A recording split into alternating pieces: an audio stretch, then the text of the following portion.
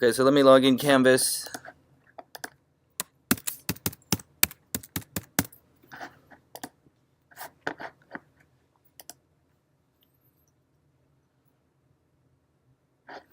And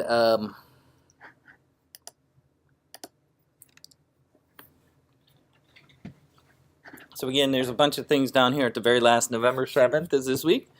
Hopefully, we did read your final app plan, right? Of all the things you need to include in your final plan, right? We read that last class, right? I think so. No? No? We didn't read this? Weather app final proposal. Maybe that's why you had a question. Okay, so my goal would be that you have make a proposal like you did. I read some of your already graded some of your things, and I gave you some suggestions. I think you should finish maybe your design for the web page. I mean, you've already have your ideas organized. You just need to maybe tweak it a little bit. But beside the point, I want you to make another proposal again for a weather app. Again, you're going to follow kind of the same steps that you did with the web page. Of course, the first is an overview. Why am I making a weather app? Well, I have that choice. Answer why make this app? What platform is the app for? iOS or Android or both? How will this app make money? Did we talk about this last class? Kind of. I think we did. And of course, include who is the target audience. It's today, you know, it's all about the target audience, which is the best illustrator we have. Research into existing apps. I went to her wedding. Persian wedding. No food. Okay, let me continue. Research into existing apps. So again, just like you did before, making screenshots maybe, and looking and research. Some of you already had them when you came up here, right? You were showing us your screenshots. I want you to include that into your final. And you should write. You need to really write clearly about design. I think a lot of what I was telling you when I was reviewing your proposal for the web page is, you know, writing is important. You need to write your ideas clearly. And so you should write your research. Why am I researching this screen? What about it is working, and how you might use that research in your design, right? That's what you should write about here. And of course, you should have drawings and sketches. You probably sketch out every screen that you want, or maybe a login screen or something like that. Every little screen should have at least an idea. You should really work on that. Take your time. Take 2 hours. Sit on your desk with the sketch pad. If it doesn't turn out really nice, start again. You got to practice sketching. Let's look at some sketches here. Your sketches should be, and I was thinking about this today when I was planning today, that, you know, just go to Google here, and we'll go to images and wireframe sketches. I mean, the quality of your sketch should be, you know, I mean, this is not the best look there. Oh, well, this is going what, Pinterest? I just wanted, but you know, you should come up with. I know this is on lined paper, but that's not very good. But you know, at least this is close to being good. You really need to work on rendering the typography very nicely. You know, it shouldn't. The typography. This was always a nice example. Again, the typography is not quite rendered good, but it's not bad. Rendering, you should, you know, have shading and not just a box, right? The shading gives it depth and information, you know. So screens, even here's an app design. Even something like this would be good. At least it's showing you, and you can have call-outs that's explaining what's going on. You could use the template. You just go to you know, Google Images and download this little thing and print it out on a white piece of paper. It would be better than your lined paper that some of you have been drawing on lined paper, your college ruled paper. You know, print out of that. And so you know, strive for quality line work or something like that. That's my whole point there. You just need to practice. In addition, wireframes. Do I need to wireframe every screen? No.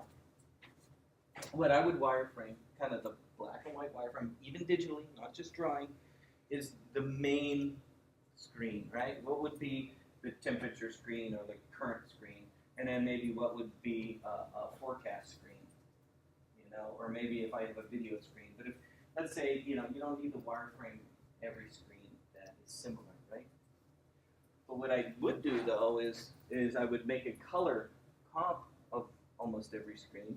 And today I'm going to show you how to easily make one screen and then duplicate that and change the content. Duplicate that, change the content. Okay, so you can and organize. Nowadays, you know, Photoshop has artboards. Same with Illustrator. So you can make an artboard all the same size.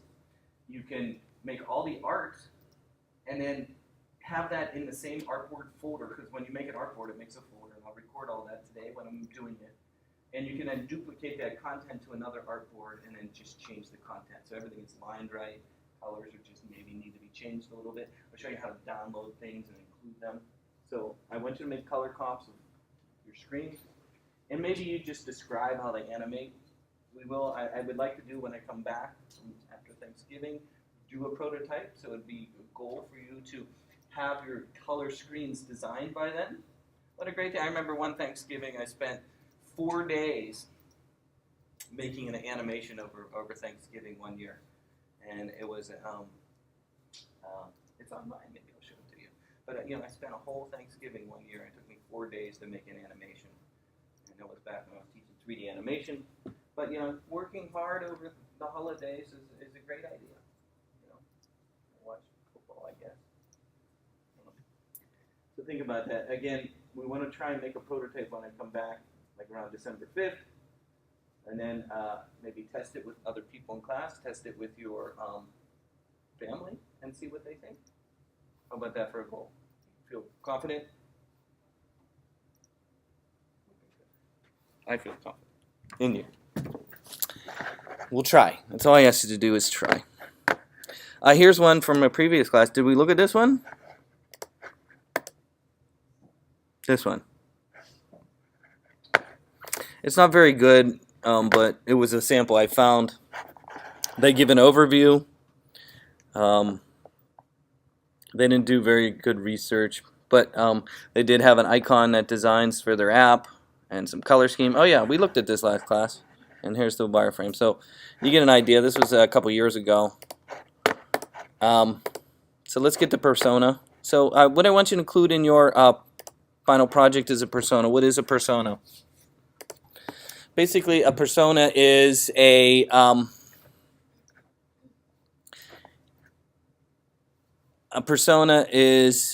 for every designer who uses persona. I found even more who strongly oppose it, whatever. Once I understood why personas were valuable and how they could be put in action, I started using them in my own work, and then something interesting happened. My process became more efficient and fun, with the fruits of my labor becoming more impacted and useful to others. Okay, never before I've seen such boosts in clarity, productivity, and success.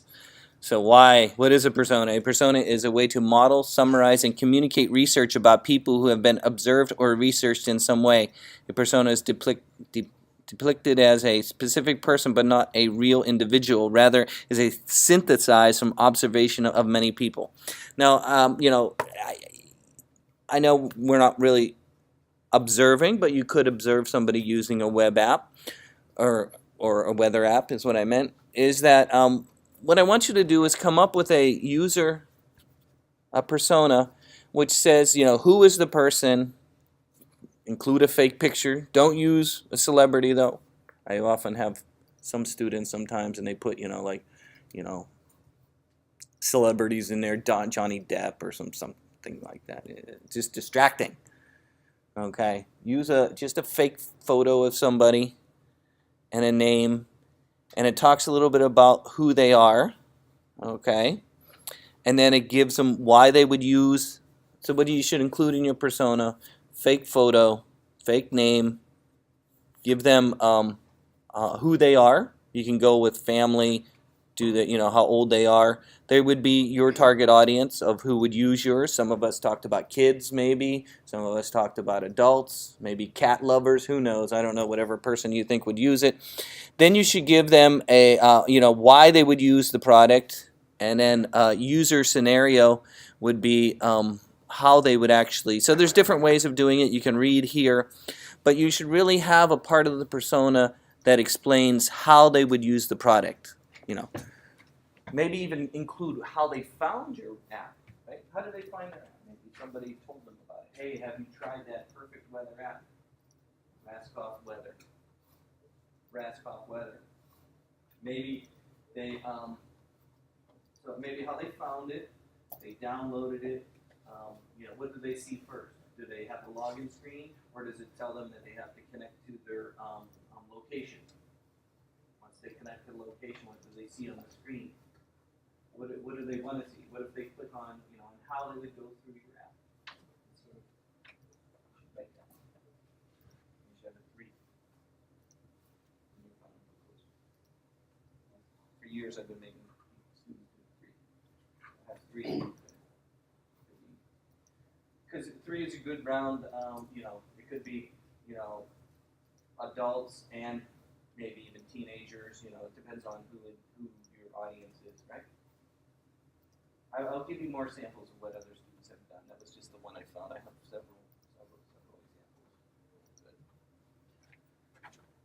So you can read through there. There's actually 2 readings here for you about that. You should read about this. This is, you know, scenarios. This is a narrative that describes how a person would interact with the software in particular context to achieve their end goals. You know, why are they interacting? What is their end goal? Scenarios are written from the persona's perspective. Right? They log in, you know, at high levels and articulate use cases that will likely happen in the future. And they give you some ways of doing that right there. They give you some ideas of how to do it, and so on. And of course, we will, when we get to the testing stage, you can then include that. So that was there, and then of course here's another one. This is a little bit more in-depth reading. Interviewing people, you don't have to go into that much detail.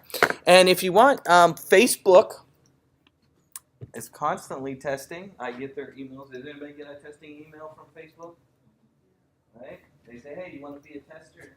We'll pay you like $100. Not a lot of money. But you go over to Facebook headquarters and they want you to interact with Facebook. They videotape you too. So, and then there's even some more reading here, but I want to get to the Photoshop. You guys ready? Yeah. Okay. Let's get to Photoshop.